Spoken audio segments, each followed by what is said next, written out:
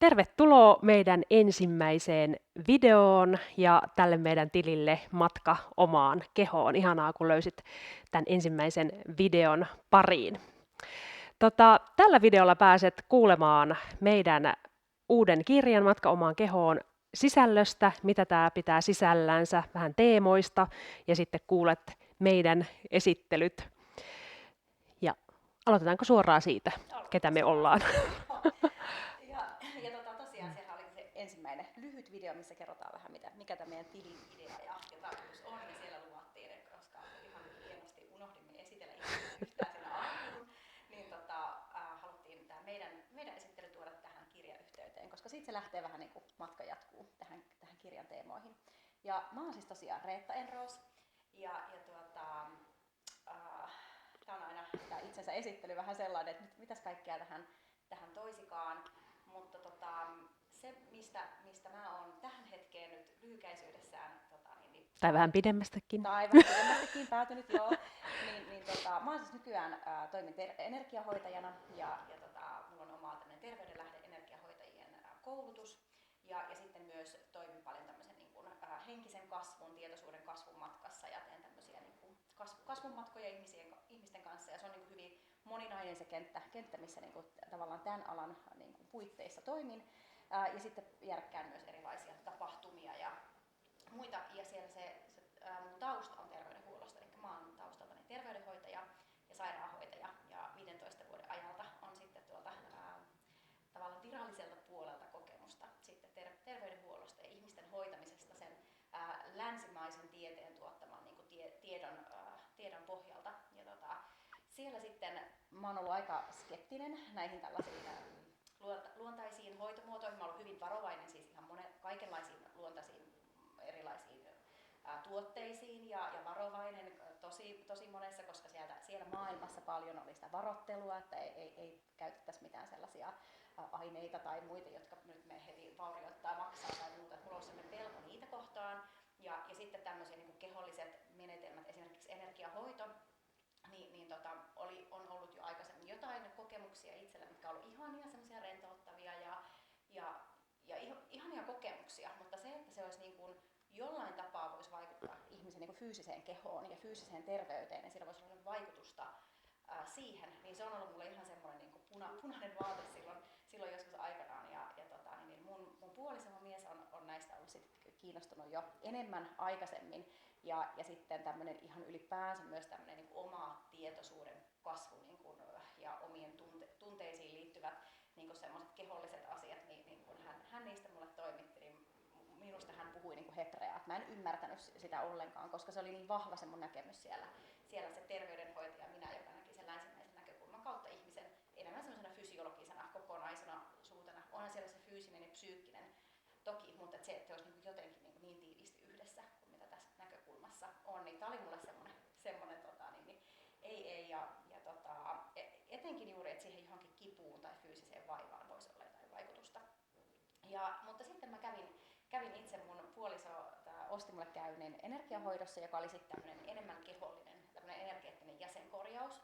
Ja hän pyyti, että mene nyt käymään, mene nyt kokeilemaan, koska hän olisi ollut halukas lähtemään tämmöiselle kurssille. Ja mä sanoin, ei missään nimessä mihinkään energiahoitokurssille tämmöiselle, että vähän ihan aivan huijausta, että voisi johonkin niin kuin kipuun vaivaan olla vaikutusta, että on ihan rahan huijausta.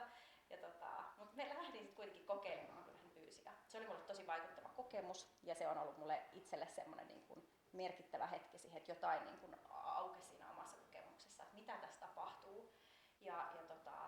Sitten se oli niin kuin kehollisesti mulle semmoinen merkittävä, voimakas ja tapahtui paljon.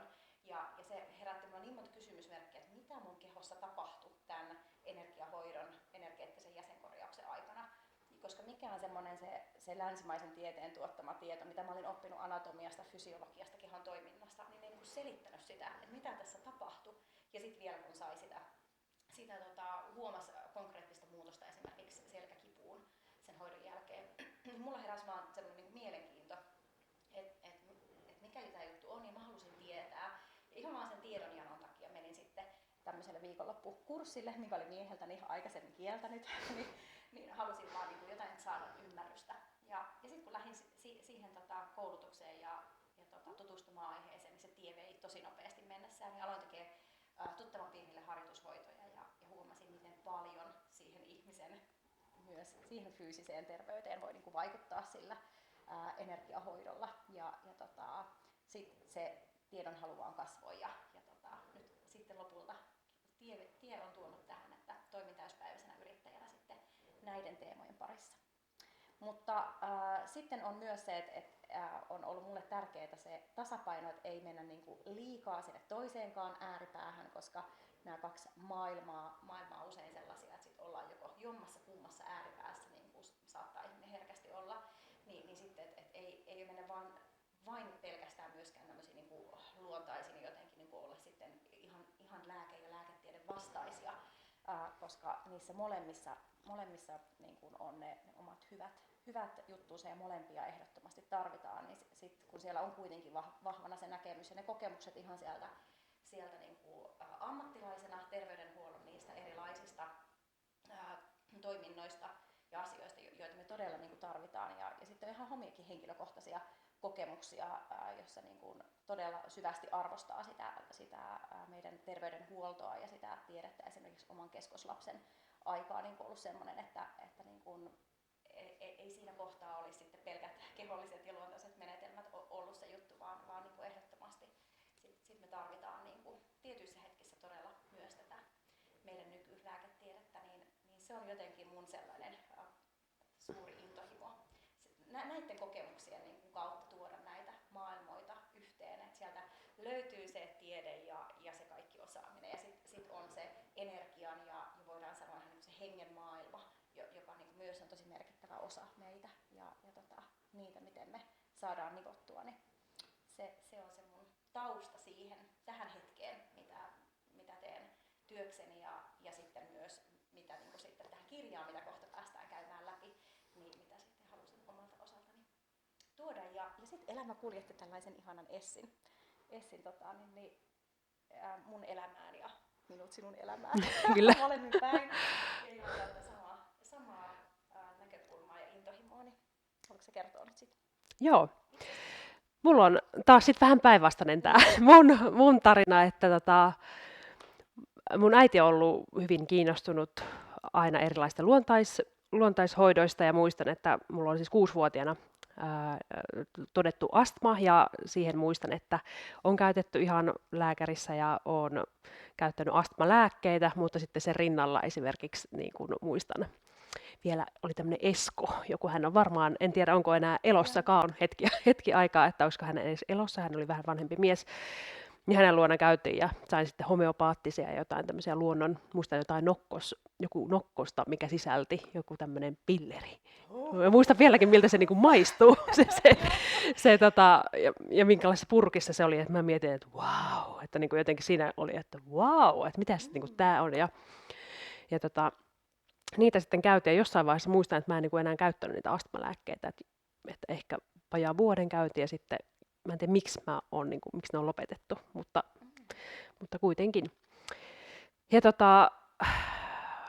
on käytetty eteerisiä öljyjä, mun äiti on tuonut tuliaiseksi erilaisia kiviä mulle ja kaikkia semmoisia rannekoruja, mitkä on kivestä, ja sitten mä oon aina sellainen, että sä tuot siis mulle kiven tuliaiseksi. Ja sitä samaa tekee nyt omalle lapselle.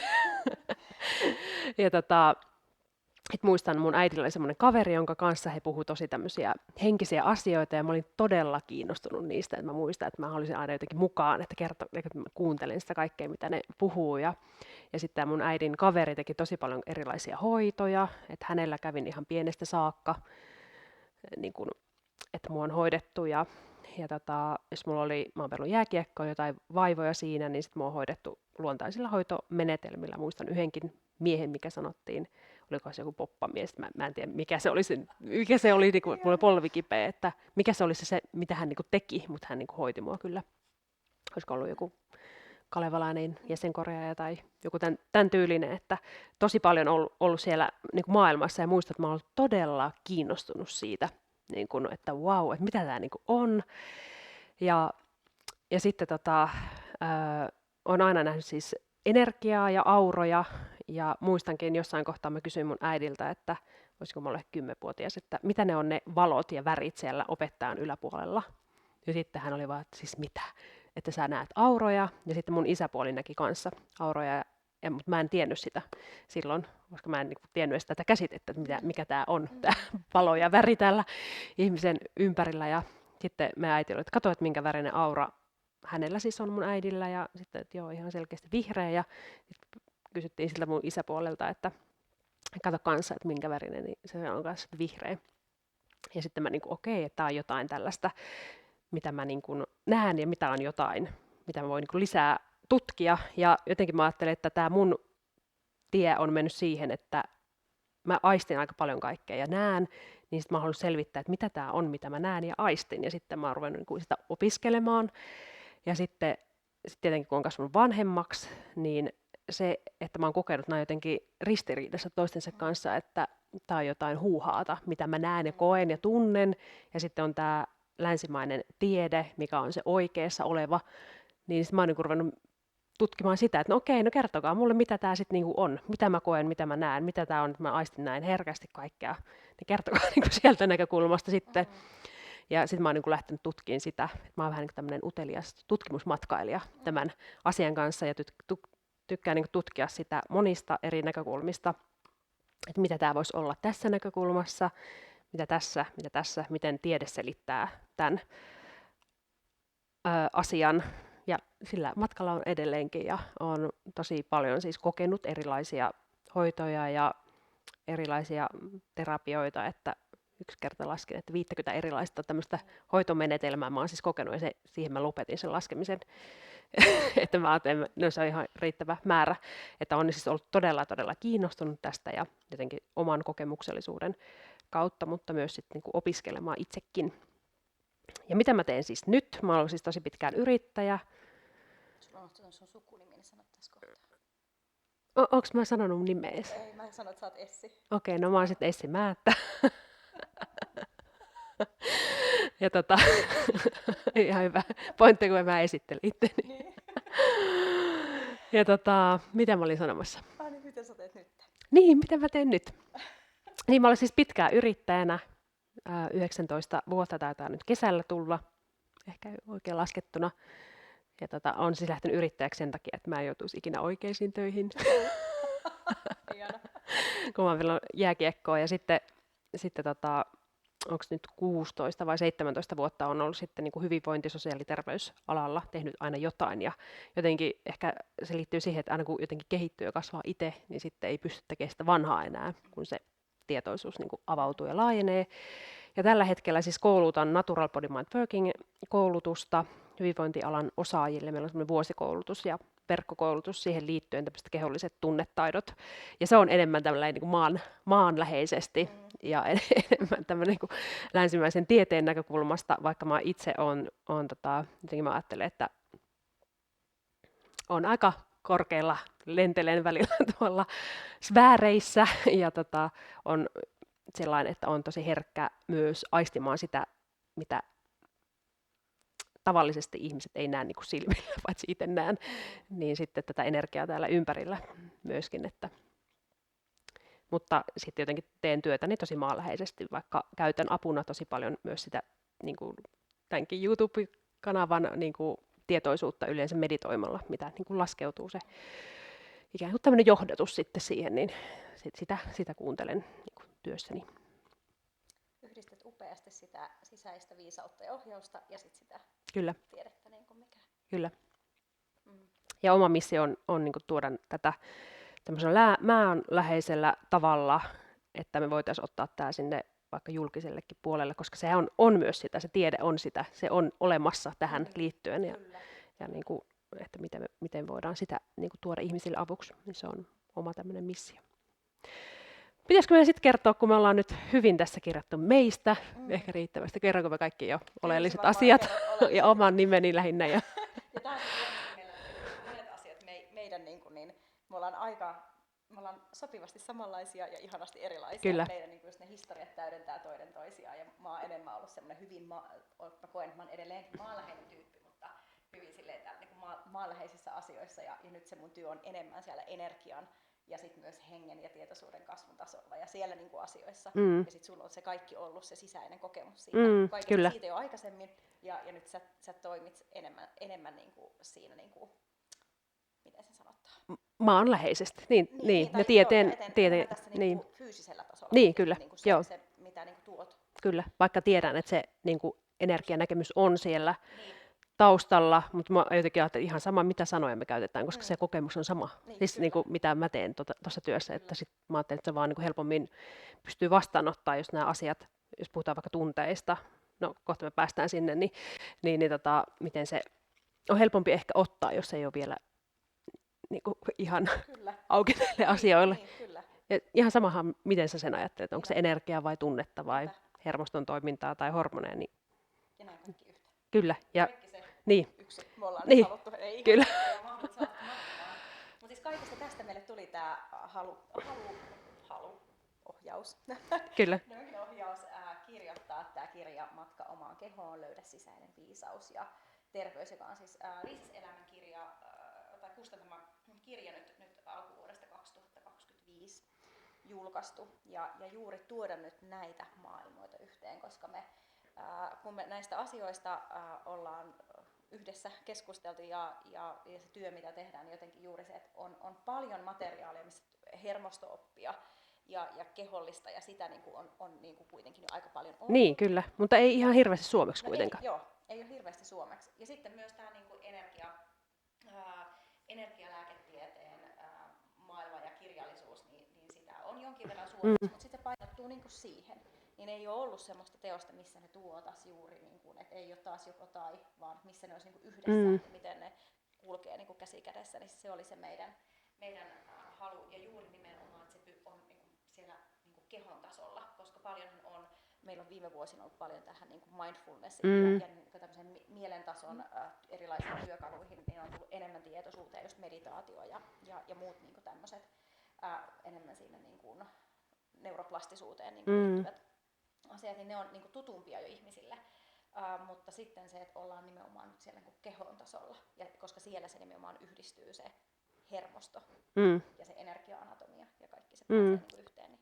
Kyllä, ja meidän hormonit ja ihan lihakset ja kudokset ja siis nämä kaikkihan on niin kuin yhtä. Ja kun tätä ei ollut siis koskaan aikaisemmin kirjoitettu näin.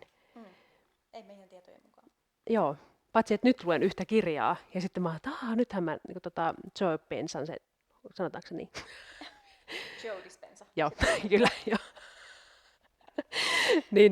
Siinä mutta se on enemmän myös mielentasolla, että se liittyy sen meditaatioon, mutta sitten jos sä ihan puhtaasti kehollisuutta, kehollisia menetelmiä niin käytät, niin siinä ei kuitenkaan ole sitä näkökulmaa, että tässä on niin kuitenkin vähän eri, just sitä siis luen tuossa, niin katsot, aivan. Ja sitten on huikeeta, miten sit juuri nimenomaan nämä mielentason työkalut, ne vaikuttaa sinne kehoon. Ja sitten taas ne keholliset menetelmät, niin ne vaikuttaa myös sinne niin kuin mieleen. Ei nääkään ole sellaisia, että joko tai, vaan nekin on lopulta kaikki yhtä. Kyllä.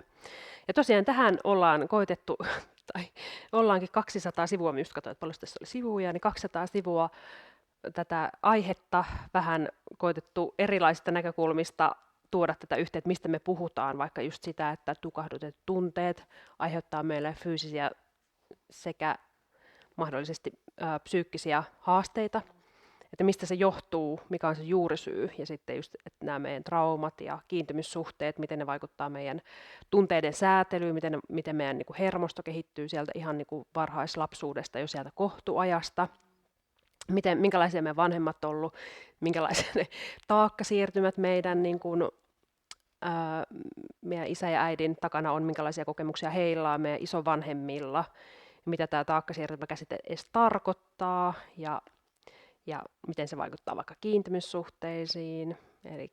Ja sitten yritetty vielä sitä, että miten se vaikuttaa tähän niin kuin energian näkökulmaan ja meridianeihin ja sakroihin ja hormonitoimintaan ja hermostoon.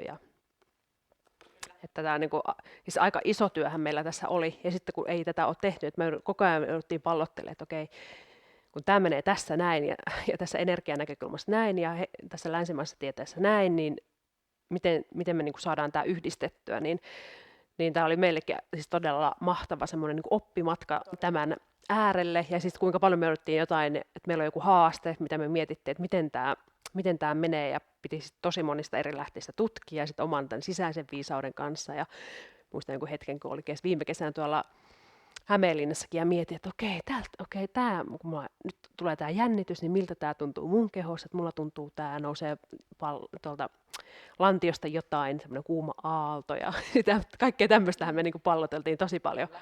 Ja elämä toi meille myös ihanasti erilaisia asioita eteen, että mitkä tuli, että hei, ihanaa, että tämä tapahtui, että tämä taas muistutti meille tästä asiasta ja tuodaanpa tämäkin teema tähän kirjaan ja niinku, et se oli niinku, me myös elettiin tavallaan tätä kirjaa kyllä läpi sen tämän kirjoitusprosessin ajan, että tavallaan koetaan myös vahvasti se, että se on ollut ihana, että me ollaan saatu niinku tuoda tämä kirjan niinku tietoisuus ja tieto tänne. Ja, et myös se, että me ollaan kerätty sitä tietoa ja lähteitä, mutta sitten myös se, niinku se tietoisuus, että päässyt laskeutumaan, mitä tähän kirjaan haluaa niinku laskeutua. Kyllä. Ja mitä on tärkeää käydä läpi, koska sitähän on älyttömän niin laaja kokonaisuus, kun me tavallaan, joku ihanasti sanoikin tässä, kun jotain versioa luki, että tässä on vähän niin kuin 2 kirjaa yhdessä.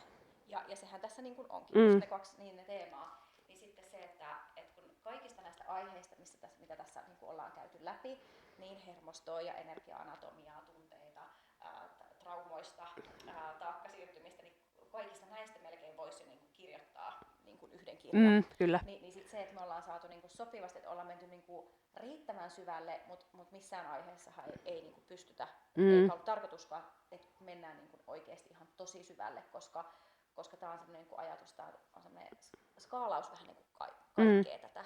Ja sitten kaikista näistä aiheista pääsee vielä pureutumaan vielä syvemmin. Mutta se oli sitten, niin kuin, että ollaan saatu tästä myös palautetta, että tämä on tosi helppolukusta.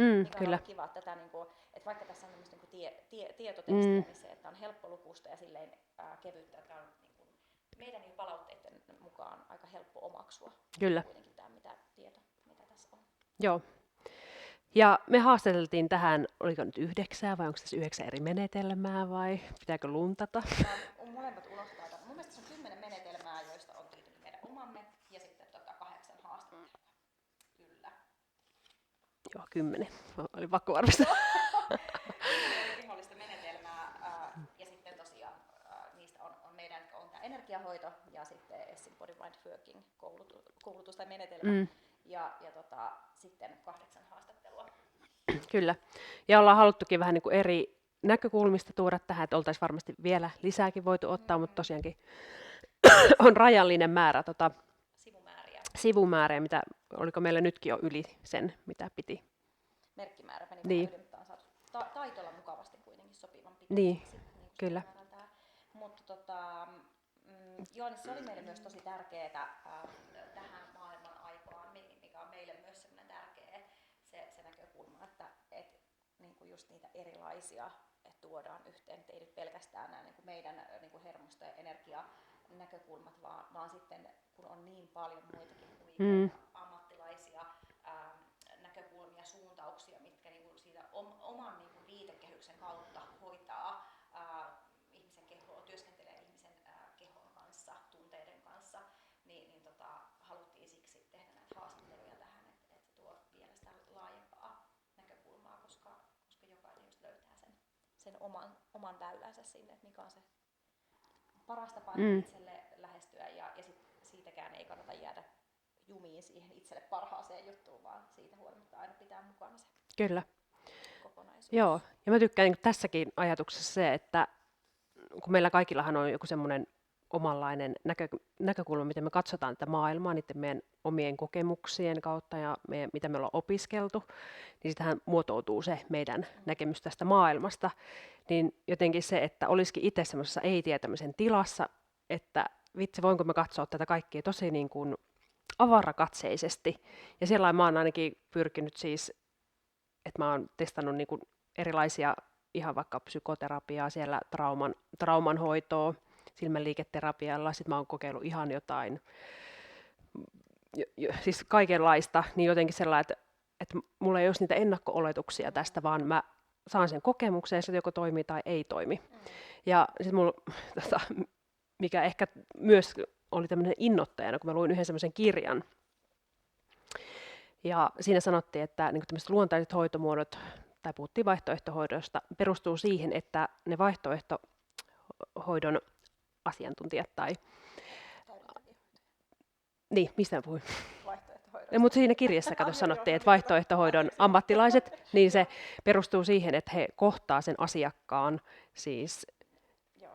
Mä ajattelin, okei, jos se pelkästään liittyy siihen kohtaamiseen, että mä kohtaan nyt sut tässä ja sä nyt paranet, tai sun vaivaa katoaa, niin miksei sitä voi tehdä siellä sosiaaliterveyspuolella?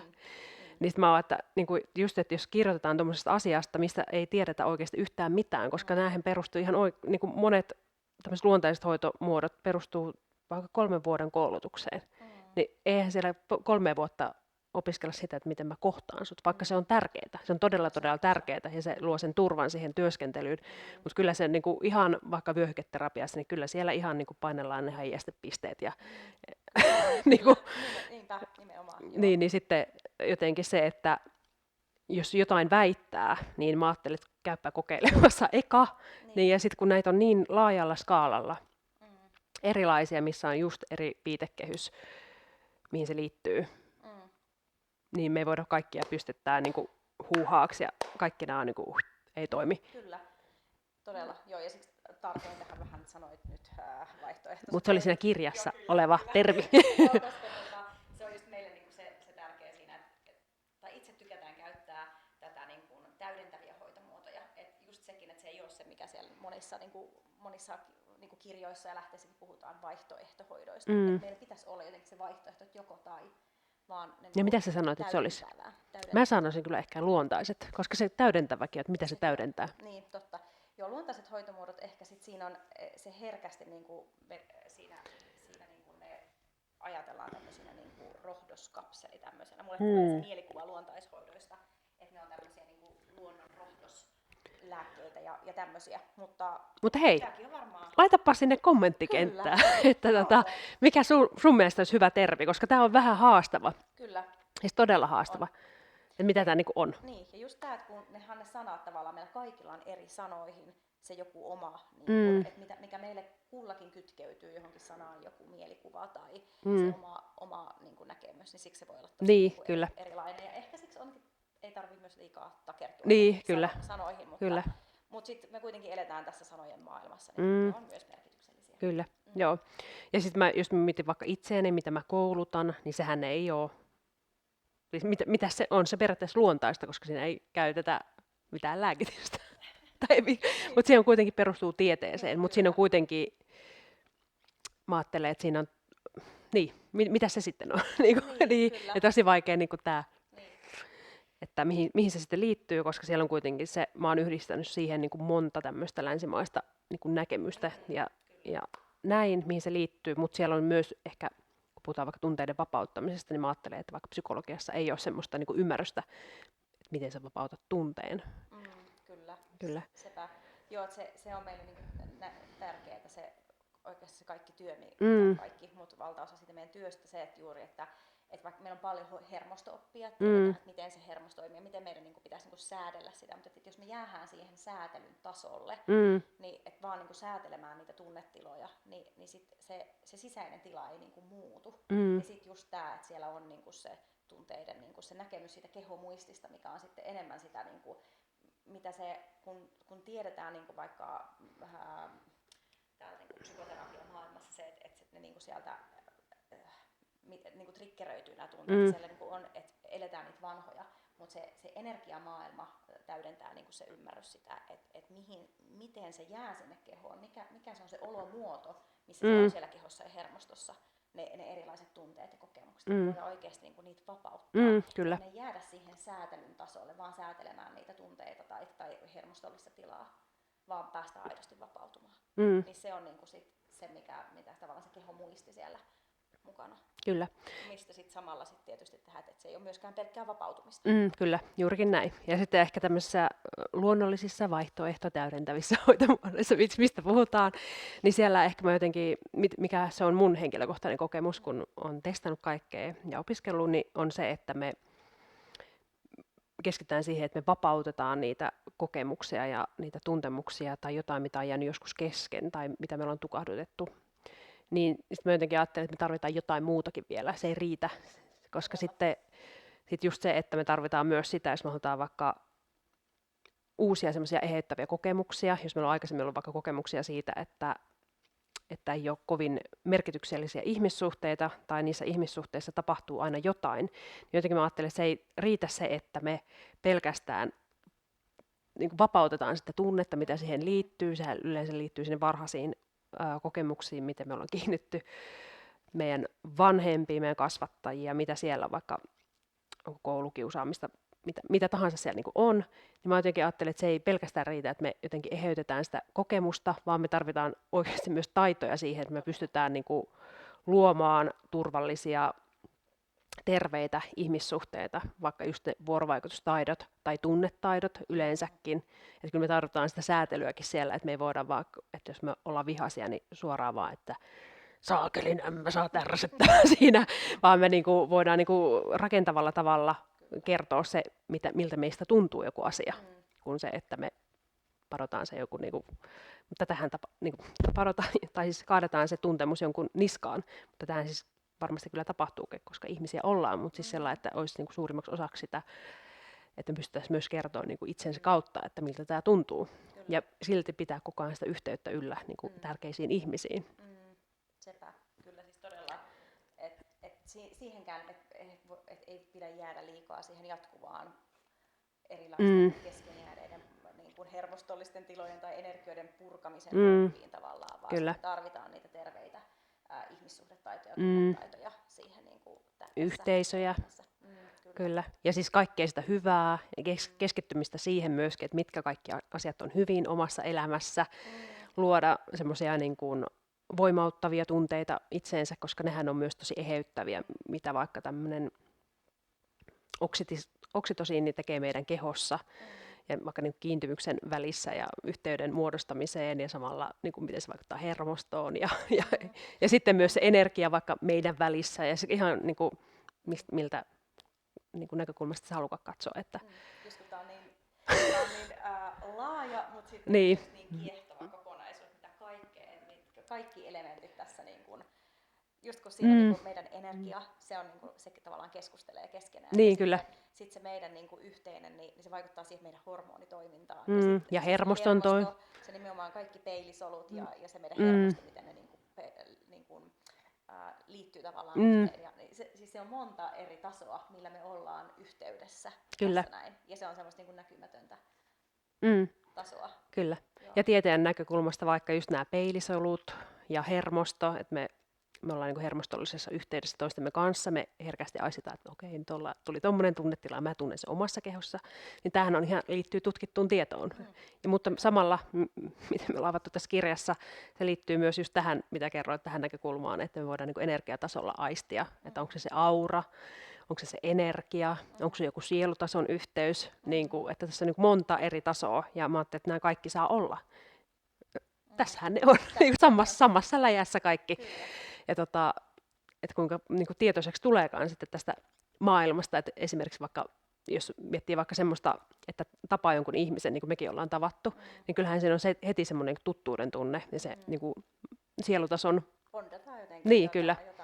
Ja sehän voi olla, mitä se on tieteen näkökulmasta, onko se jotain kemiaa, mitä meistä tapahtuu, kun meillä on kiva olla, meillä on jotain samankaltaisuutta, se voi olla jotain sitä, tai sitten sittenhän se voi olla tämmöinen korkeampi sielutietoisuuden taso, että me ollaan sielun siskoja.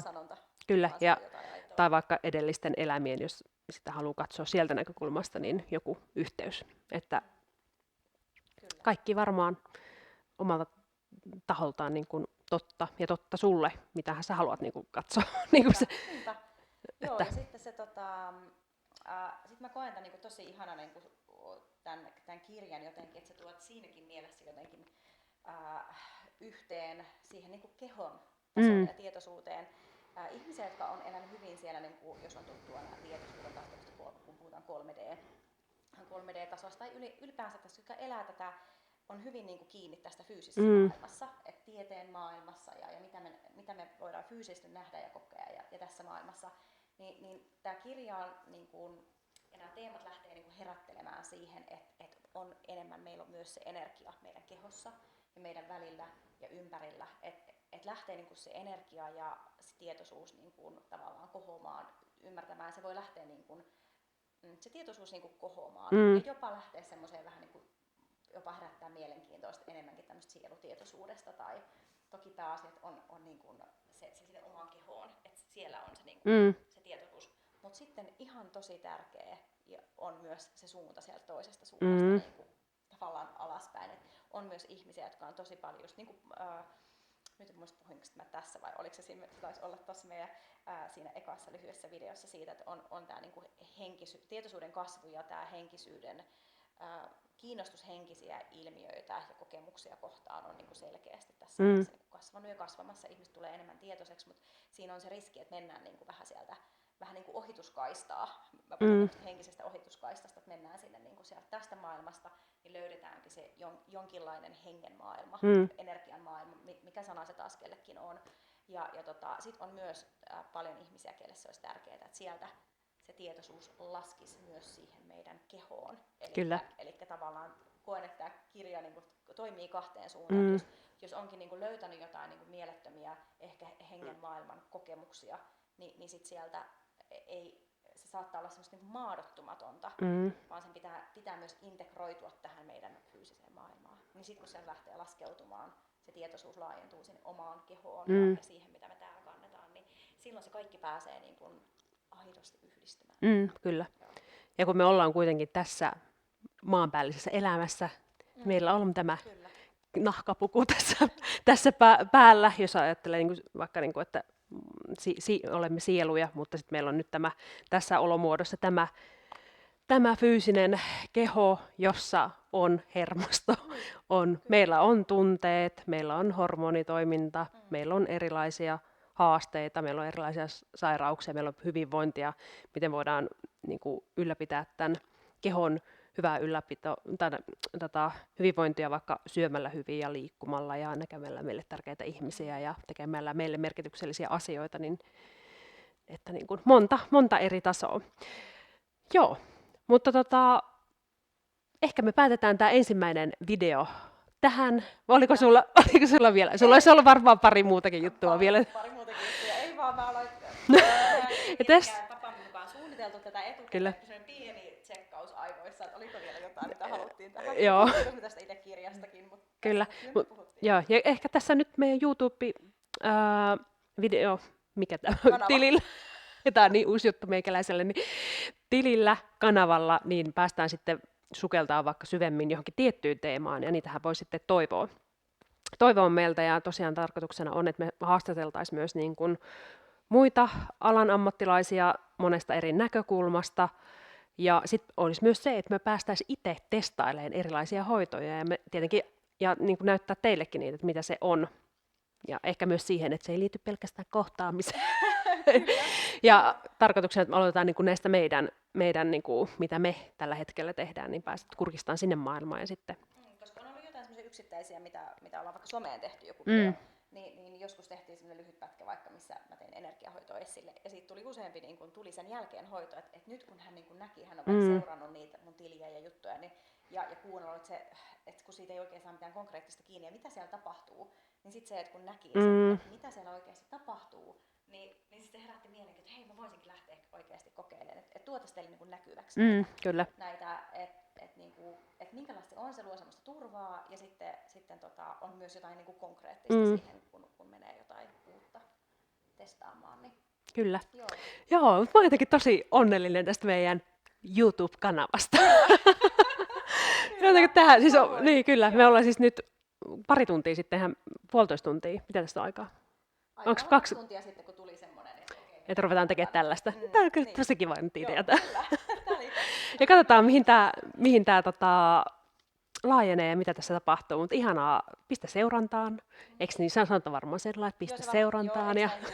Seurantaan ja tykkää, koska sitten aina kun näistä tykkää, niin se algoritmeissa nostaa näkyvyyttä paremmin ja aina kun kommentoi ja olette vuorovaikutuksessa, niin sitten tämä pääsisi laajenemaan mahdollisimman monen ihmisen sinne silmille ja korville ja tietoisuuteen. Ja siis tämä kirjahan löytyy Tää löytyy ihan kaikista tämmöisistä peruskirjakaupoista, suomalaisesta kirjakaupasta ja verkkokaupoista, Adlibrisseltä ja Multi- ja Viis-elämäkaupoista, ja meiltä saa tilattua tätä. Ja kirjastoista. Joo, kirjastoissa, meidän täällä Keski-Suomen alueen kirjastossa on huikea 1,5 vuoden jono Joo, hetkellä. et osta itselle. Tää on hyvä. Tähän voi aina palata. Niin, kyllä. Ja sitten tietysti muualla päin Suomea voi olla vähän nopeampi saatavuus, mutta lämpimästi suositellaan. Meiltä voi tilata, jos haluat signeerauksien kanssa. Kyllä. Joo. Itsellesi. Joo, ja missiona vielä meillä tällä YouTube-kanavalla. Meillä on niin monta missioa. Niin, no, myös se, että ihan että tutustutte näihin kaikenlaisiin näkökulmiin ja ehkä lähdette testailemaan ja niin kuin myöskin, että ottaa laajemman näkökulman siihen itsensä hoitamiseen. Myöskin, että on paljon erilaisia menetelmiä, niin että pääsette tutustumaan niihin. Nyt me lopetetaan, eikö niin? Mulla tuli just lopetetaan silti tähän. Joo. Otetaan tästä oma video. Joo. No niin, Hyvä. Hei, ihana kun olet matkassa mukana. Nähdään sitten. moikka!